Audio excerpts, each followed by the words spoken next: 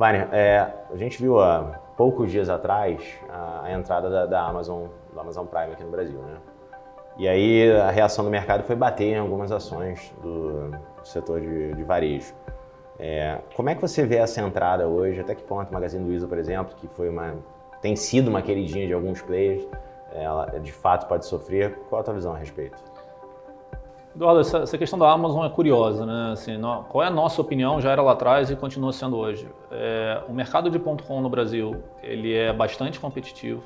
Você tem muitos players que estão ok em perder dinheiro por bastante tempo, seja perder dinheiro nominal, seja operar com muito abaixo do custo de oportunidade, do custo de dívida deles. Então, já tem uma dinâmica competitiva difícil, né? Não é à toa que você está vendo uma concentração, a evolução dos marketplaces, eu acho que você está vendo cada vez menos players de nicho, players menores. Tá? A Amazon ela já atua no Brasil há muito tempo.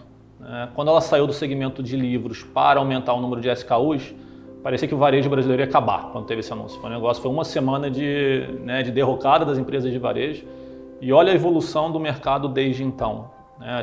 Esse anúncio provavelmente foi 2 anos atrás, 3 anos atrás.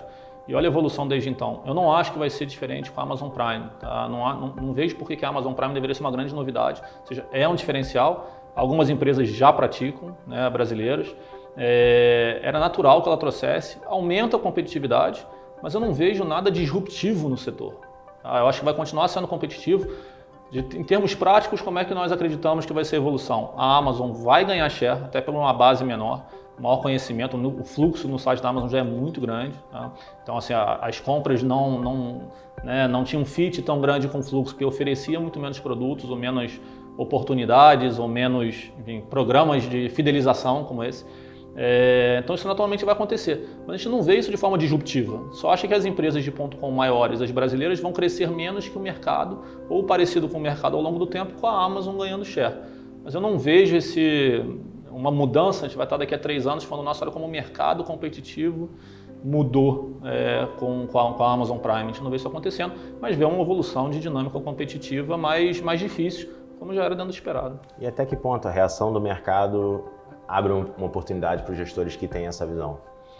Nós, por acaso, aumentamos algumas empresas de varejo nessa queda que você comentou. Não necessariamente as de .com, porque as pessoas não ligam a Amazon só com impacto nas empresas de comércio eletrônico, ligam diretamente a empresas de varejo tradicional, né? Inclusive as de vestuário. Então, a forma da gente aproveitar a partir do momento que a nossa tese é essa, a gente não viu um movimento que mude, que nos faça querer rever a tese.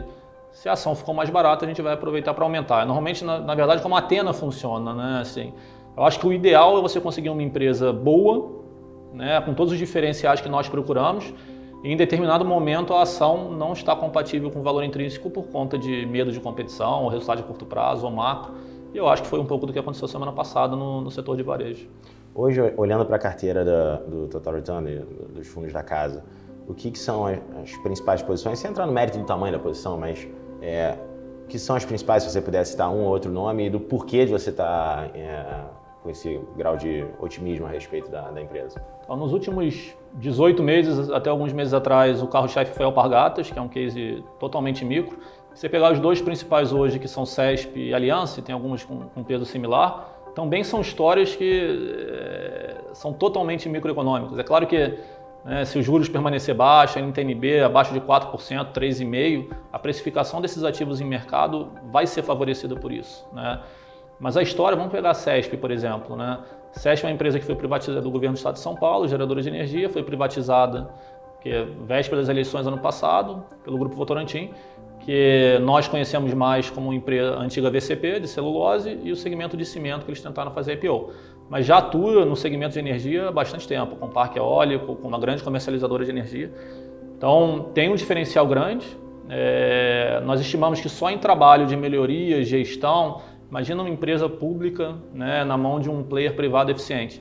Está falando de um EBITDA de 500 milhões anual da CESP, sair para 1,5 bi, na nossa opinião, só nesse tipo de melhoria. Então, o que isso tem a ver com para onde vai os juros ou para onde vai, né, quem vai ser o presidente? É claro que isso influencia a precificação em mercado, mas os resultados da empresa em si é uma história muito microeconômica. E a Aliança, a gente poderia entrar em detalhes se quiser, mas vai passar né, pela mesma característica de troca de capital humano, de mudança de alinhamento. Agora com a fusão com a Sonai mudou, né, o complexo de exposição geográfica dela completamente, o risco hoje é muito mais baixo. Então as histórias que nós procuramos são normalmente com esse tipo de característica, que possa se favorecer, claro, quero que a economia vá bem, vai ajudar em venda de shopping, mas o valor, o principal vetor de valor de uma aliança não está aí, por exemplo, como o principal valor de uma CESP não está em onde vai estar em TNB. Só curiosidade, hoje a CESP negociada quantas vezes EBITDA? Então, eu não acho que a EBITDA é a melhor proxy para o setor. A gente enxerga na CESP hoje mais de 11% real de retorno.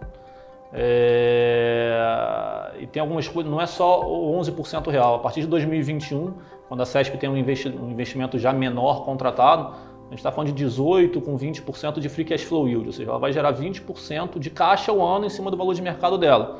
Se ela vai virar uma grande distribuidora de dividendo ou se ela vai ser uma grande consolidadora de mercado, não sei, vai passar por estratégia do Votorantim. Mas você está na mão de um player eficiente, diferenciado, capital humano bom e grande gerador de caixa, né? Olha o nível de oportunidade que você tem. Explorando ainda um pouco desse case específico, o que você enxerga como risco para ela? Eu acho que o risco, não só eu, como o mercado também levanta muito, eu acho até essa razão do papel tá nesse nível de valuation. O Grupo Votorantim ele tem investimentos em energia via CESP e fora da CESP. O que faz mais sentido, na nossa opinião, é ele concentrar o veículo de investimento dele dentro da CESP. Isso é uma opinião particular da Athena. Então, como que isso se daria? O Grupo Votorantim tem sido muito vocal em falar que qualquer transação com parte relacionada, ele não participaria, só os minoritários votariam. E a gente acredita muito nisso. A gente acha que o mercado dá um peso demasiado ao eventual risco de governança na CESP, que a gente não acredita. Mas esse seria o principal risco. Quer dizer, a gente está falando de uma empresa que hoje ela já está na mão de um player privado. Já. Tá. Vamos pensar no caso da empresa não estar na mão. Como é que vocês se comportam diante de um payoff meio binário, vamos dizer assim? A gente tem visto algumas sim. boas gestoras que ganharam dinheiro com ações, vamos dizer assim, de empresas com participação estatal, que tem a possibilidade de dar uma porrada se rolar. Beleza, como é que vocês se comportam diante disso? Eu diria que em 95% dos casos nós ficamos fora. Por quê? Exatamente pelo que você colocou. Binário, não é só questão de ser binário, é binário em cima de algo que nós não temos controle, não tem estudo, não tem histórico, não tem nada que vai dar uma referência pra gente. É muito mais um jogo político. Quão bem orquestrado politicamente o governo está, vai conseguir passar, vai ter que ter plebiscito, não vai ter plebiscito. Não é o tipo de aposta que a gente gosta de fazer. Por que não é 100% das vezes que nós estamos fora? Porque tem vezes que você consegue comprar uma empresa dessa já com retorno ok e, além disso, levar a opcionalidade da privatização. Nesse tipo de caso, eu acho que é possível. Nós chegamos a ter a posição em Copasa lá atrás, assim, achando que privatização não era um cenário base, a gente continua achando que não é um cenário base, é difícil acontecer, ou pelo menos poucos anos à frente é difícil acontecer. Mas nós vimos muito valor, um potencial parecido com a CESP na questão de geração de caixa e pouco investimento, acabou virando um grande play de dividendo. E se privatizasse, poderia valer muito mais pelo nível de ineficiência, mas não tinha nenhuma aposta de privatização ali.